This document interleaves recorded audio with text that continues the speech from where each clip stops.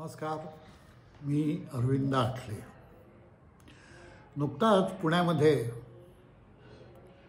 गणेश कला क्रीडा मंडळ जे सभागृह आहे स्वारगेटजवळ, त्या ठिकाणी स्वामी भक्तांचा एक मेळावा झाला.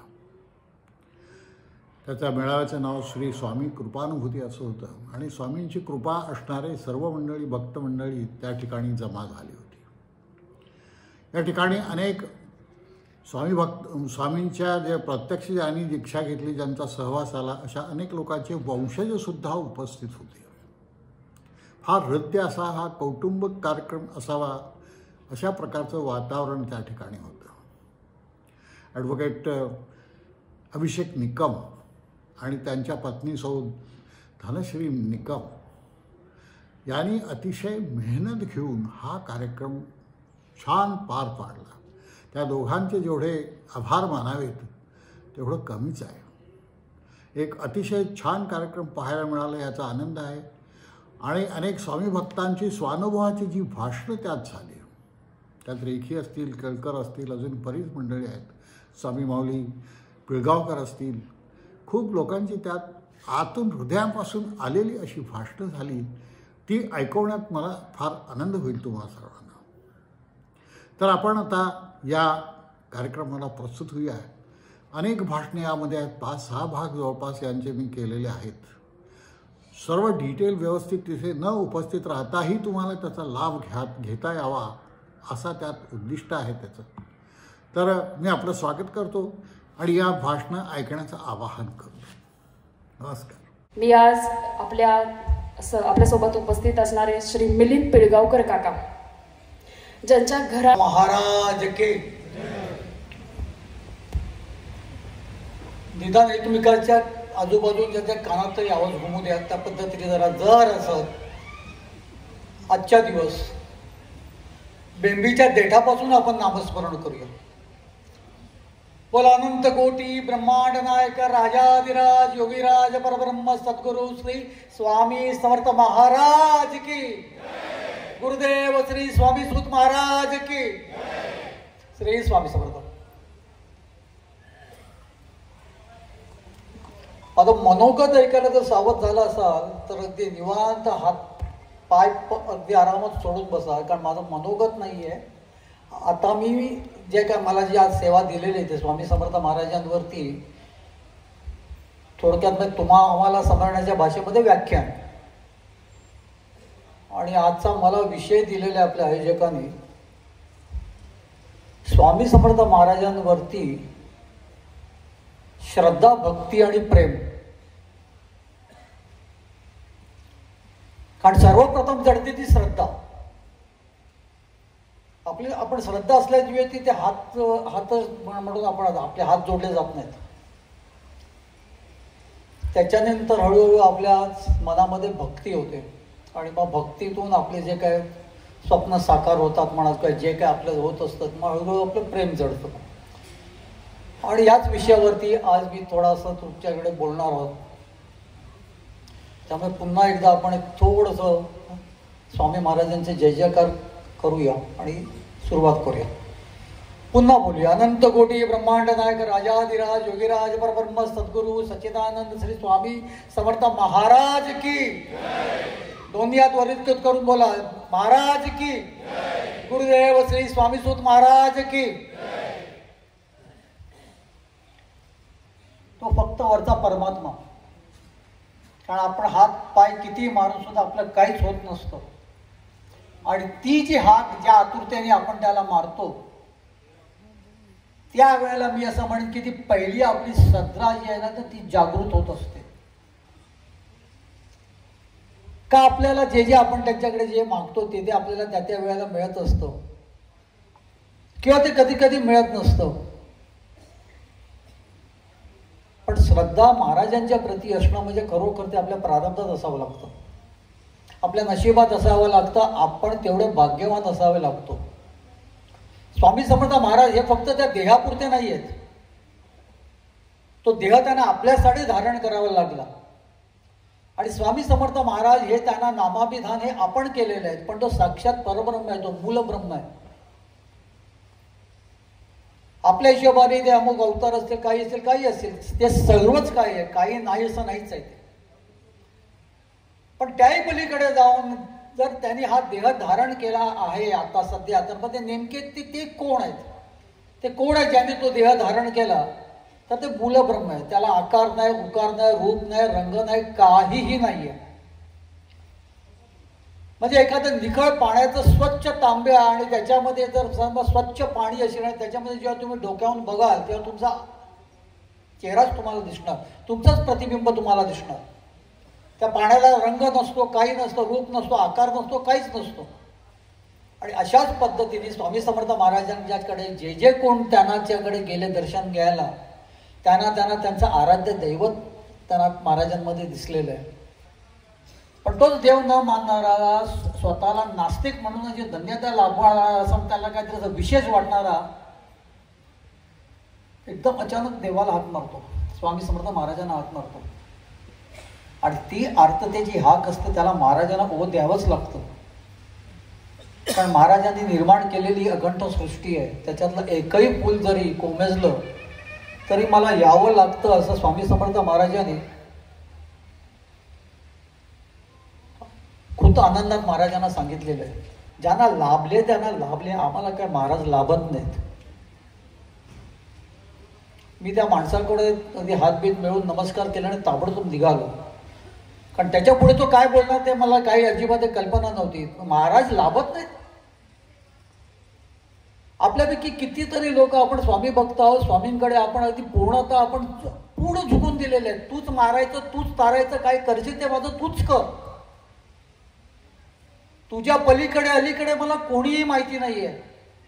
माझं आराध्य दैवत फक्त आणि फक्त आणि फक्त तूच आहेस. तूच माझी आई आहेस, तूच माझा बाप आहे. प्रामाणिकपणे अशा पद्धतीने महाराजांना बघणाऱ्या लोकांनी सांगावं की महाराज नेमकं काय, महाराजांनी त्यांना सांभाळलं नाही का? प्रश्नच नाही. त्यावरती मी माझ्या व्याख्यानात आणि माझ्या युट्यूब चॅनलमध्ये सुद्धा मी कितीतरी वेळा असं सांगितलेलं आहे. एक उदाहरण दिलेलं आहे जे मला सुचलं ते. बघतो, मला एक गोष्ट सांगा, आपण रस्त्याने चालत असताना आपल्याला एखादा घाणेरडा रुमाल दिसतो, शेंबूड बिंबूड त्याला भरपूर पुसलेला, त्याच्यावरती ओकलेला एकदम घाणेरडा रुमाल. आपण काय करतो? वाट बदलून जातो. आपण त्या रुमालाकडे बघतच नाही. बघितल्या क्षणी आपल्याला उलटीसारखं वाटतं. महाराज तो रुमाल उचलतात. स्वामी महाराज तो रुमाल उचलतात आणि तो रुमाल आपण असतो. आपल्या मनोमनी कुठेतरी संकल्प सोडायचा असेल तर आपण हा संकल्प सोडूया. अगदी प्रिलिमिनरी लेवलवरती सोडूया की आजपासून मी आज असा विचार करतो की माझ्याकडून कोण दुखावलं गेलं नाही पाहिजे. आणि जास्तीत जास्त वेळ आपण विचार करायचा की आपण ऍक्च्युअली कशा पद्धतीने आपली वागणूक आपण सुधारावा. आपल्याला समजत असतं कुठे आपण चुकतोय, काय करतोय, ते आपण पुढे चुकायचं नाही. आपण खऱ्या अर्थाने स्वामी भक्त होण्याचा आपण प्रयत्न करायचा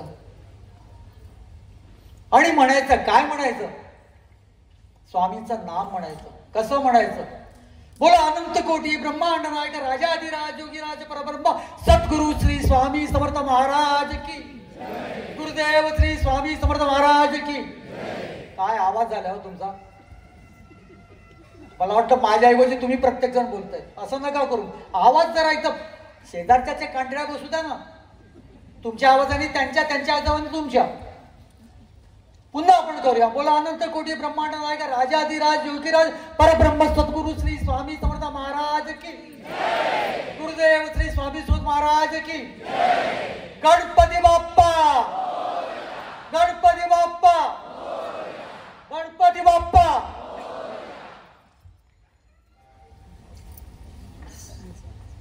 सर्व माननीय विभूती आणि स्वामी भक्तांना माझा मनापासून अंतःकरणापासून नमस्कार. आजच्या या कार्यक्रमाला आल्यावर बसून जेव्हा एक एक गोष्टी बघत गेलो तेव्हा मला गुरुचरित्राची आठवण झाली. गुरुचरित्रात 51 अध्याय वेगवेगळ्या गोष्टी ज्या स्वामींच्या किंवा उपासनेच्या भक्तांच्या लीला स्वामींनी वर्णवल्या. त्या 51 अध्याय पूर्ण झाल्यावर जो चातक असतो, शिष्य असतो, तर त्याचं मन तृप्त झालेलं नसतं. तो सिद्धमुनींना म्हणतो की हे सगळं तुम्ही मला सांगितलं, पण याची मला नित्य आठवण राहावी म्हणून मला तुम्ही असं ते गुंफून द्या. असे एक गोष्ट की त्याच्यातनं ती अवतरणिका तयार झाली की 51 अध्यायाचं सार त्याच्यात सांगितलं गेलं. त्याची आठवण मला काय झाली तर आज इथं आल्यानंतर अभिषेक निकम सरांनी जे सगळे वेगवेगळे रत्न स्वामी भक्तांची गोळा केलेली आहेत, त्या प्रत्येकाचे अनुभव, त्यांची माहिती ऐकताना खरोखरच गुरुचरित्राची आठवण झाली. कारण अभिषेक सरांनी सर्व लोकांना, स्वामी भक्तांना कुठलाही हे न करता एकत्र गुंफलंय आणि स्वामींच्या कृपेने त्यांचे विचार ऐकायला, त्यांचे दर्शन आपल्याला घडलंय. त्याच्याबद्दल मी अभिषेक सरांचा मनापासून ऋणी आहे. 7 वर्षापूर्वी भट काकूंबरोबर आमच्या मंदिरात ते आले होते स्वामींच्या, आणि तेव्हा त्यांची गाठ पडली. स्वामींचं चरित्र चित्रपट रूपाने लोकांसमोर आणायचा ध्यास त्यांनी त्यावेळेला घेतलेला होता. अर्धवट झालेलं होतं पहिला पिक्चर, पण अत्यंत कष्ट करून त्यांनी पहिला भाग स्वामी चरणी अर्पण केला आणि त्याच्यानंतर स्वामींनी त्यांच्यावर जो वरदहस्त ठेवला, आतापर्यंत 5-6 भाग प्रकाशित झाले. तेवढ्या गोष्टींचे थांबले नाहीत. अक्कलकोटमध्ये भक्त निवास बांधायत, या पद्धतीचं काम पण त्यांनी चालू केलेलं आहे की स्वामी भक्तांना एकत्र आणायचं, त्यांना वेगवेगळ्या गोष्टी विभूतींकडनं त्यांचे दृष्टांत सांगायचे. तर या कार्याबद्दल आणि पुढच्या कार्यासाठी त्यांना अनेक शुभेच्छा मी देतो. स्वामी त्यांना असंच बळ देऊन खूप कार्य त्यांच्याकडनं करून घ्यावं. पुन्हा एकदा सगळ्या विभूतींना नमस्कार करून माझे 2 शब्द. समर्थ महाराज की, अनंत कोटी ब्रह्मांड नायक राजाधिराज योगीराज श्री सद्गुरु शंकर बाबा महाराज की. सर्वांना जय शंकर. जोरात जोरात जय शंकर, जय शंकर. माझं नाव, नमस्कार, माझं नाव ॲडव्होकेट चैतन्य दीक्षित. मी 40 वर्ष शंकर महाराजांची सेवा करतो. एक खूप सेन्सिटिव्ह विषय माझ्यासाठी आणि सर्व भक्तांसाठी आज मी सांगतोय. आमचे मित्र आहेत ॲडव्होकेट रोहित पाटील, ते पण शिवाजीनगर कोर्टात प्रॅक्टिस करतात. त्यांचा मला एक दिवशी फोन आला आणि त्यांनी सांगितलं की सद्गुरू शंकर महाराजांची जी समाधी आहे त्या मंदिरातनं, त्याच्या खालनं अंडरग्राऊंड मेट्रो जाते. तर ती मेट्रोचा जो नवीन टापू आहे आपला, स्वारगेट पासून ते कात्रजपर्यंतचा भुयारी मार्ग जाते ती मेट्रो. आणि ती जी जातीये, तर मला पहिले वाटलं होतं की मंदिरातनं वगैरे जाईल, बाजूनी जाईल. त्यामुळे मी थोडा महिनाभर त्याचा अभ्यास करत होतो. आणि त्या दिवशी मी त्यांच्याबरोबर गेलो. कॉर्पोरेशननी काही जे वरती तिथं स्टेशन्स होणार आहेत त्यांना नोटिसा बजावलेल्या आहेत. तिकडे जाऊन पाहणी केली तेव्हा लक्षात आलं की स्वामी शंकर महाराजांचं जे मंदिर आहे आणि तो झेंडा आहे त्याच्याबरोबर ती खालनं जाते. हे कळल्यावरती आपले मेट्रोचे जे डायरेक्टर आहेत अतुल गाडगीळ साहेब, यांच्याशी मी संपर्क साधला. त्यावेळेस त्यांनी आम्हाला सांगितलं की आम्ही आमची लोक 4 फेब्रुवारीला तुम्हाला त्या ठिकाणी पाठवू बघण्यासाठी. आणि त्याच्यानंतर म्हटलं आपण पण ठरवू की नक्की कुठनं जाते, कारण काय कोण सांगत नव्हतं. मेट्रो अधिकारीच फक्त ते सांगू शकत होते. कारण मेट्रो जेव्हा काम होतंय तेव्हा जे जमिनीच्या वरतीच्या बिल्डिंग्स आहेत त्यांना कोणाला नोटिसा देत नाहीये, ते अंडरग्राऊंडच चाललंय. तर आम्ही 4 तारखेला त्या ठिकाणी गेलो आणि मेट्रोचे अधिकारी रेड्डी साहेब आले होते, गौतम साहेब म्हणून त्यांचे एक ते पण आले होते. त्यांनी आम्हाला सगळं, आम्ही त्यांना विषय सांगितला की शंकर महाराज कोण आहेत, कारण त्यांचं म्हणणं असं होतं की मंदिरात घालणं चाललंय तर तुम्हाला प्रॉब्लेम काय आहे. मी म्हटलं साहेब हे शंकर महाराजांचं समाधी मंदिर आहे. या ठिकाणी शंकर महाराजांनी स्वतः समाधी घेताना ही जी जागा आहे ही स्वतः दाखवलेली आहे.